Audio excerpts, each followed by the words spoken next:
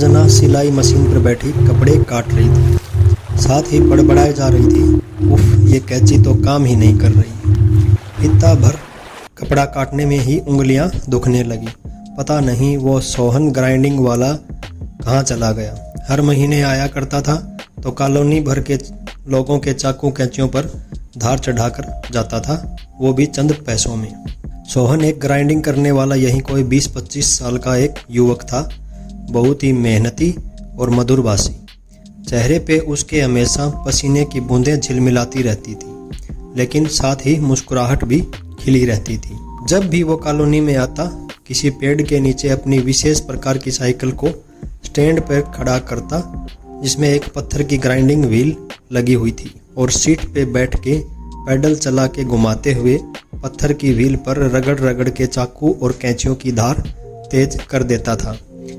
इसी बहाने कॉलोनी की महिलाएं वहां इकट्ठा होकर आपस में बातें किया करती थी। जब वो नाचती हुई ग्राइंडिंग व्हील पर कोई चाकू या कैंची रखता तो उससे फुलझड़ी की तरह चिंगारियां निकलती, जिसे बच्चे बड़े कौतूहल से देखते और खेलते भी थे।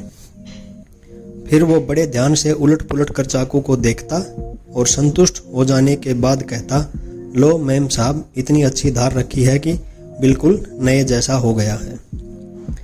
अगर कोई उसे 10 रुपये मांगने पर 5 रुपये ही देता था तो भी वो बिना कोई प्रतिवाद किए चुपचाप जेब में रख लेता था। थोड़ी देर बाद रंजना ने अपनी 5 साल की बेटी को आवाज़ लगाई, मिनी, जाके पड़ोस वाली सरला आंटी से कैंची मांग कर तो लाना जरा।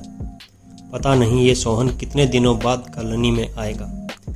थोड़ी देर बाद जब मिनी पड़ोस के घर से कैंची लेके लौटी तो उसने बताया कि उसने सोहन को अभी कॉलोनी में आया हुआ देखा है। रंजना ने बिना समय गंवाए जल्दी से अपने बेकार पड़े सब्जी काटने वाले चाकुओं और कैंची को इकट्ठा किया और बाहर निकल पड़ी। बाहर जाके रंजना ने देखा तो बहुत ही आश्चर्य भरा दृश्य क्या देखती हूँ कि सोहन अपनी ग्राइंडिंग वाली साइकिल के बजाय एक अपाहिज भिखारी की छोटी सी लकड़ी की ठेला गाड़ी को धकेल के ले जा रहा था। उस पर बैठा हुआ भिखारी भगवान के नाम पे कुछ दे दे बाबा की आवाज़ लगाता जा रहा था। उसके आगे पैसों से भरा हुआ कटोरा रखा हुआ था और लोग उसमें पैसे डाल देते थे। पास आने पर रंजना ने बड़ी उत्सुकता से सोहन से पूछा, सोहन ये क्या, और तुम्हारी वो ग्राइंडिंग वाली साइकिल कहाँ है? सोहन ने थोड़ा पास आके धीमे से फुसफुसाते हुए स्वर में कहा, मैम साहब, सारे दिन चाकू कैंची तेज करके मुझे मुश्किल से 100 रुपये मिलते थे, जबकि ये भिखारी अपना ठेला खींचने का ही मुझे 150 रुपये दे देता है। इसलिए मैंने अपना पुराना वाला काम बंद कर दिया है और ये काम करना शुरू कर दिया है।